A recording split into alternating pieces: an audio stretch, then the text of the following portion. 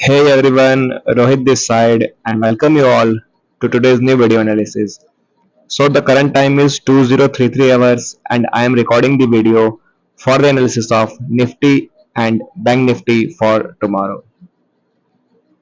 तो जैसा कि मैंने कल यहाँ पे डिस्कस किया था निफ्टी के लेवल्स को, तो निफ्टी ने एग्जैक्टली आज वैसा ही मोमेंटम दिखाया, एक साइडवेज मोमेंटम था यहाँ पे। तो जिन्होंने वीडियो नहीं देखी है प्रीवियस डेज की वो यहाँ पे जाके चेकआउट कर सकते हैं ताकि उनको बेटर अंडरस्टैंडिंग मिल सके कि हम कंसेप्ट यहाँ पे क्या समझ रहे हैं।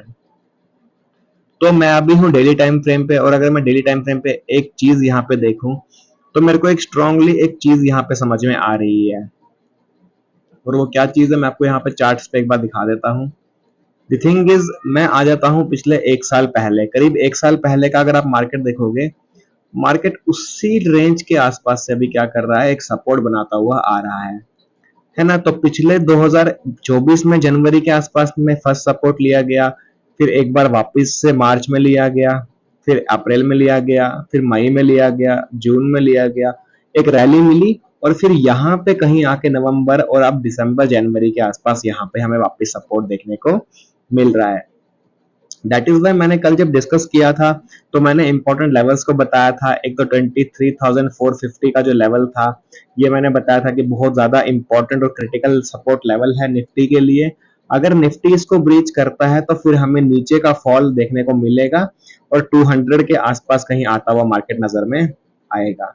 ठीक है, so these are the levels जहां पे मार्केट फिर हमें एक बार देखने को वापस से मिलेगा। उसके बाद भी अगर ये ब्रीच करता है तो फिर 22,000 का जो लेवल है वो हमारे लिए ओपन आउट हो जाएगा। So this is the very clear indications for the Nifty कि निफ्टी मुझे अभी कैसा दिख रहा है फिलहाल ब्रॉडर टाइम फ्रेम पे। तो अगर मैं टाइम फ्रेम को थोड़ा सा छोटा कर लूँ, 15 मिनट्स के टाइम फ्रेम पे अगर हम समझने की कोशिश करें मार्केट को, तो कल की जो मैंने लेवल्स थी मैंने यही बताई थी कि अगर 23,800 के ऊपर मार्केट निकलता है तो फिर हम क्या करेंगे, तो हम वहां बाइंग साइड के स्विंग को यहाँ पे जाना पसंद करेंगे। और लोअर में भी मैंने बताया था कि अगर प्रीवियस डे के स्विंग को तोड़ता है यानी 450 के नीचे निकलता है तो फिर हम वहां से हम क्या कर सकते हैं, फिर एक सेलिंग स्विंग वहां से हम चेकआउट कर सकते हैं। तो अभी यहाँ पे जो कंसेप्ट है वो तो फेल हो गया, मार्केट टोटली साइडवेज रहा, तो ऑप्शन सेलर यहाँ पे जीते हैं आज के डे में। क्यों? जिसने यहाँ पे कॉल को सेल किया, यहाँ पुट को सेल किया, तो उसने यहाँ पे क्या किया, पूरे के पूरे प्रीमियम को कैप्चर किया। तो यहाँ निफ्टी के लिए मैं कुछ केस यहाँ पे डिस्कस करने वाला हूँ कल के लिए। उससे पहले एक और इम्पोर्टेंट चीज यहाँ पे क्या समझनी है कि 24,200 से गिरता हुआ मार्केट आ रहा है और गिरने के बाद अब देखो प्रीवियस यहाँ पे सपोर्ट्स के बाद यहाँ पे क्या हुआ है, मार्केट ने वापस सपोर्ट की टेस्टिंग नहीं की है। तो ये एक इंपॉर्टेंट इंडिकेशन है कि यहाँ से वीकनेस जो है वो हमें देखने को थोड़ी सी नहीं मिलेगी। एज पर प्राइस एक्शन एक रेंज के बाद पूरा का पूरा प्राइस रिवर्स हुआ। ये जो रैली थी इस रैली का रिवर्सल्स यहाँ पे हुआ और यहाँ पे फिलहाल मार्केट पॉज ले रहा है। अगर ये रेंज जैसे मैंने बताया 23,450 के नीचे निकलना स्टार्ट होता है तब तो समझ लेना अगेन बेरिश से हम डीप बेरिश की साइड में जाने के लिए रेडी हो जाएंगे। तो फिलहाल के लिए कल तीन इंपॉर्टेंट केस है और एक एक्सेप्शनल केस है यहाँ पे मैं डिस्कस करूंगा। तो पहला केस तो फ्लैट का है कि अगर फ्लैट ओपनिंग हो जाती है इसी जोन के अंदर 23,800 से 650 के बीच में अगर कहीं ओपनिंग होती है तो ओपनिंग रेंज स्ट्रेटेजी को हम यहाँ पे यूज नहीं करेंगे। हम किसको यूज करेंगे, हम यूज करेंगे हम यूज करेंगे रेंज ब्रेकआउट स्ट्रेटेजी को। यहाँ पे जिस भी साइड का रेंज ब्रेक होगा ऊपर या नीचे हम उस स्ट्रेटेजी को फॉलो आउट करेंगे और फर्स्ट टारगेट ज्यादा बड़ा नहीं रहेगा, हम इस सपोर्ट के आसपास कहीं 550 से 450 के आसपास कहीं बुकआउट करने की कोशिश करेंगे। नहीं तो फिर ट्रैप भी हो सकते हैं, पता लगे नीचे आने के बाद वापस रिवर्स हो जाएगा मार्केट, तो हम यहाँ पे ट्रैप आउट हो सकते हैं। तो this is the case number one in the condition of flat. तो अब सेकंड केस है कि अगर गैप अप हो जाता है, गैप अप हो जाता है और मुझे 900 के आसपास कहीं मार्केट दिखता है तो फर्स्ट क्या हम करेंगे, सेलिंग साइड में जाना पसंद करेंगे। क्यों?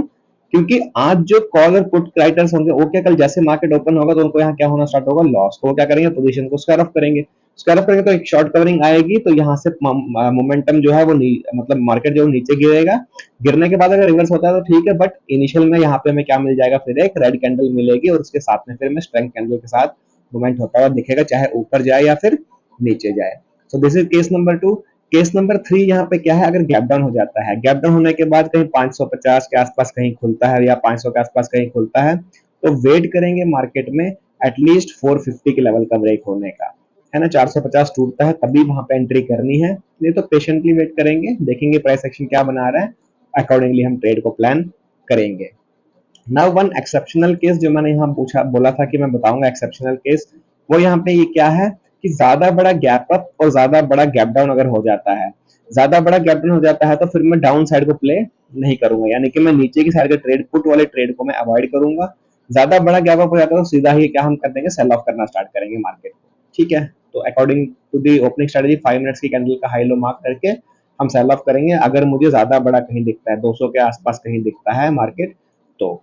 तो ये 4 तरह के जो केसेस थे ये हमने यहाँ पे डिस्कस किए, और इन चीजों में हमने समझा कि निफ्टी में मेरे को यहाँ पे कैसा मार्केट अभी दिख रहा है compare to the Bank Nifty. Bank Nifty का मैं बात करूँ तो बैंक निफ्टी अब क्या है, एक अच्छे खासे फॉल के बाद वापस एक स्ट्रेंथ दिखी, तो क्या स्ट्रेंथ है कंटिन्यू होगी, तो कल के लिए इंपॉर्टेंट 50,000 50,000 050 का लेवल है।